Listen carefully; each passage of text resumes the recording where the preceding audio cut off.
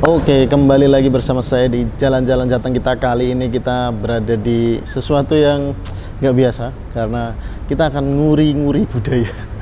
Bukan nguri-nguri budaya sih. Jadi ini saya punya teman namanya Arsyad. Dia punya bapak lah ya. Punya bapak seorang seniman. Dia budayawan, seniman. Kali ini beliau mengadakan apa ya bisa dibilang pameran. Iya pameran nih bener, pagelaran seni lukisan dia sendiri. Pameran tunggal Om Hartono. Nah ini nanti kita akan masuk. Nah ini spanduknya lagi digeser. Jadi kita mau masuk sebelum acaranya mulai. Karena kalau acara mulai nanti kita hirup pikuk saingan sama pengunjung lain. Karena yakin ini pasti rame ya. Nah ini nanti kita sebelum acaranya mulai kita nonton dulu semuanya sambil syuting-syuting. Nanti habis itu kalau sempat sebelum acara mulai kita ngobrol sama Om Hartono. Kenapa dia bikin pameran sendirian, apa nggak ada temennya? Enggak lah, pasti ada temennya, cuma dia pengen menunjukkan karyanya. Ini sih temanya tentang Bung Ayo Bung. Jadi kalau sempat ngobrol kemarin itu konsepnya itu gimana caranya masyarakat Indonesia itu kembali lagi ke core-nya. Jadi ini tuh diambil dari filosofi dulu ketika Bung Karno dan kawan-kawannya Chairil Anwar, Dullah, terus Afandi dan lain-lain mau bikin gimana sih semangat persatuan. Nah ini akhirnya muncullah tagline Bung Ayo Bung yang akhirnya menggelorakan semangat kemerdekaan dan persatuan. Nah ini juga pengen pesannya kayaknya sih gitu, pesan yang ingin disampaikan karena di sini ada beberapa foto-foto, lukisan-lukisan milik Pak Om Hartono yang menggambarkan suasana perjuangan. Ada lagi yang masalah Covid, masalah persatuan dan lain-lain. Untuk kerennya kayak apa lukisan-lukisannya kita langsung tonton aja yuk, cus.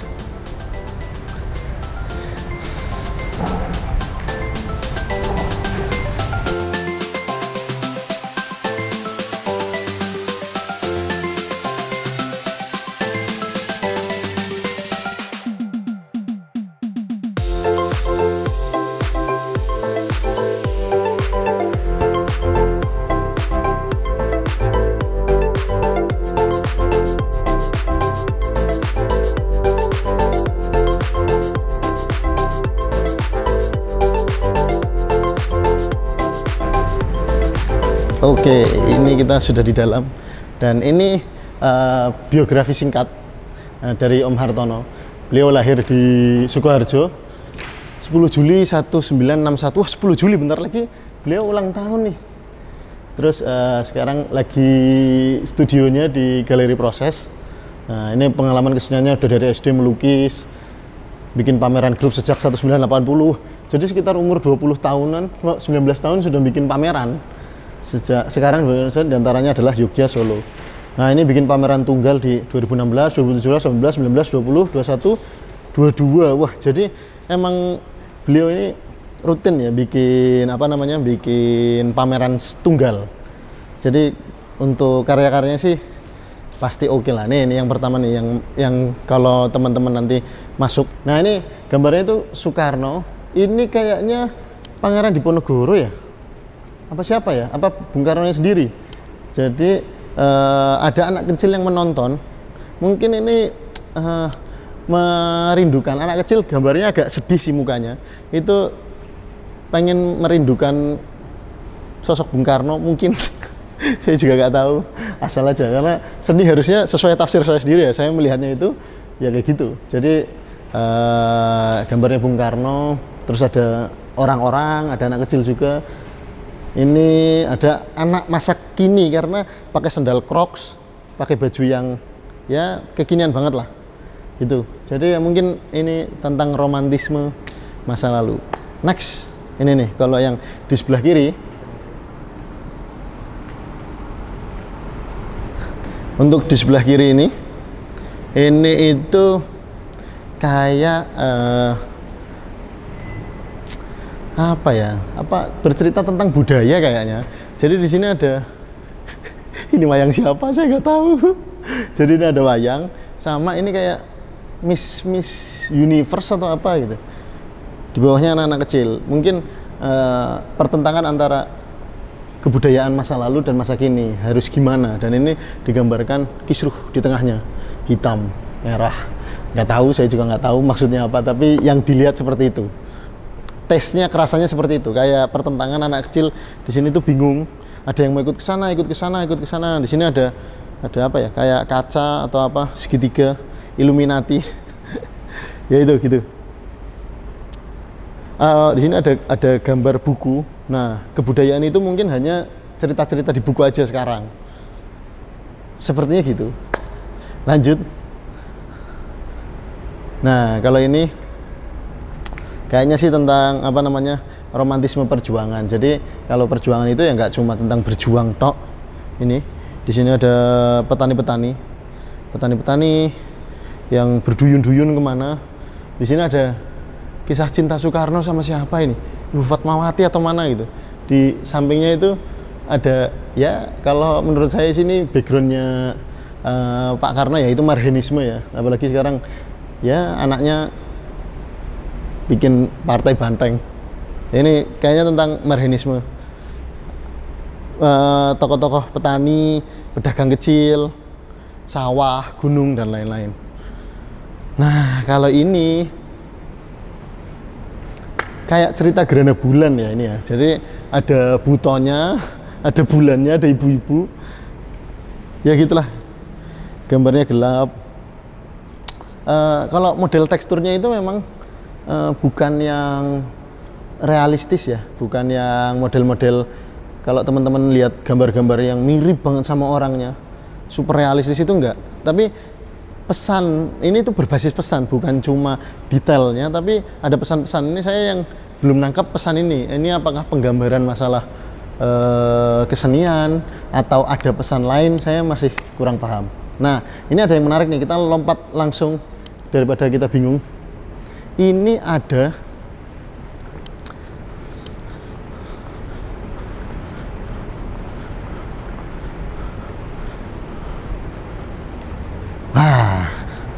Bapak Presiden, the one and only Bapak Joko Widodo. Jadi ini kayaknya sih tentang kegundahan Om Hartono tentang COVID. Jadi waktu kemarin-kemarin anak kecil, orang-orang itu di bawah bingung mencari kerjaan, pusing, dunia chaos. Nah, ini semuanya menantikan kebijakannya Pak Jokowi. Nah, tapi Pak Jokowi ya masih di balik maskernya dia masih kelihatan mulutnya, mungkin kebijakan-kebijakannya dinantikan atau ya dia masih tetap bersuara, berkata-kata, dan ada gambar Pak Soekarno. Nah, ini memang kayaknya Om Hartono ini banyak di sini. Saya lihat itu sudah ada 3 atau 4 atau 5 dari keseluruhan lukisan itu. Kebanyakan gambarnya paling banyak itu adalah Pak Karno. Nah, sepertinya beliau memang mengidolakan, karena beberapa kali ngobrol dia memang terbawa arus semangatnya Pak Karno. Pak Karno tukang sate, enggak lah, Pak Karno apa namanya, presiden kita. Jadi beliau itu menggambarkan Pak Karno itu ya sosok deklarator yang membawa arus pemikiran besar tentang bangsa Indonesia. Nah, di sini makanya ada walaupun Pak Jokowi enggak berhubungan langsung sama Pak Karno, biasanya kan kalau Pak Karno bawahnya ada foto anaknya gitu. Nah, ini enggak, ini beliau bukan anaknya tapi ya pelanjutnya penerusnya di bidang kepresidenan, dan beliau bertanggung jawab terhadap kekisruhan yang terjadi di zaman ini. Karena kalau misalnya kita ngomong dalilnya itu kan likulli marhalatin rijaluha. Jadi setiap jenjang itu ada marhalah, setiap marhalah atau jenjangnya itu ada rijalnya. Nah, sekarang kita dipimpin oleh Pak Jokowi. Ini konsep permasalahannya adalah ini COVID. Jadi para dokter pakai APD berjuang untuk menyembuhkan COVID. Gimana caranya mencari ramuan untuk menghindari ini setan, bukan setan ding, malaikat pencabut nyawa. Jadi gimana caranya beliau, para pejuang-pejuang kita yang sebenarnya itu adalah ini dokter-dokter. Jadi highlightnya itu kayaknya di sini, karena ketika datang pertama des yang dilihat ini sama Pak Jokowi. Jadi pas lagi kisur-kisurnya itu yang diharapkan bersuara mungkin Pak Jokowi untuk melindungi ini. Nah, di sana juga ada sosok ini nggak tahu ya, kayaknya Gatot Kaca ya, kayaknya Gatot Kaca atau Perkudara ya, pokoknya itulah, sebagai penyelamat juga. Jadi mungkin kita butuh superhero, enggak lah, orang-orang sosok mungkin ya yang untuk harapan bagi masyarakat. Jadi ini juga menunjukkan harapan kayaknya si anak-anak kecil ini, kayaknya juga, saya juga nggak tahu. Jadi jangan berhenti berharap. Itu dari banyak sekian ini saya paling suka ini. Ayo, ini sebelum nanti kita ngobrol sama Om Hartono.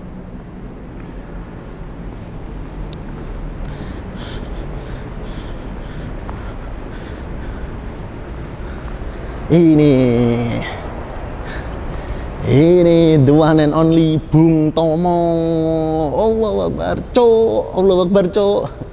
Nggak, maksudnya kalau zaman Bung Tomo itu kita, kalau Bung Karno itu ceritanya tentang kata-kata yang membangun emosi dengan diksi-diksi yang oke. Makanya muncul banyaklah kutipan-kutipan Bung Karno. Tapi kalau masalah membangkitkan semangat, Bung Tomo ini gila. Kalau teman-teman mau nyari dokumenter suara-suara pidatonya Bung Tomo ini, bener-bener kalau saya di zaman itu mungkin saya akan ikut berperang lawan Belanda gitu, karena semangatnya itu wah, keren. Dan ini ada penggambaran belakangnya, itu saya masih kurang paham karena saya nggak begitu paham tokoh wayang ya. Padahal kalau tahu itu mungkin akan lebih kena ceritanya, itu lebih oke gitu, karena saya pengen belajar lah. Nanti mungkin setelah ini saya akan banyak baca cerita-cerita wayang. Jadi kalau teman-teman ada yang bisa jelasin ini maksudnya apa, bukan menjelaskan sih, menurut teman-teman ini tafsirannya apa, silahkan ditafsirkan masing-masing. Karena pemahaman lukisan itu bukan hanya milik pelukisnya, tapi masyarakat yang menikmati itu juga biasanya punya tafsir sendiri tentang lukisannya. Itu. Oke, ini kayaknya sudah pada datang. Lanjut, guys. Terima kasih. Ini kebetulan ada Mbak Eni juga. Ini dulu teman seperjuangan di bidang kesenian. Ya, pameran ini seperti yang tadi saya sampaikan, merespon lukisan itu loh. Nah, di sana. Bung, ada Bung Karno ketika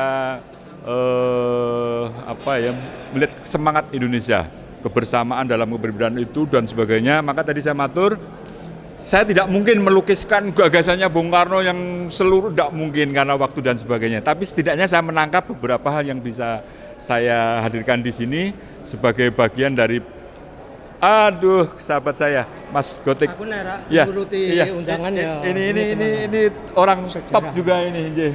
Terima kasih. Ngopi kangen di sana, ngopi kangen.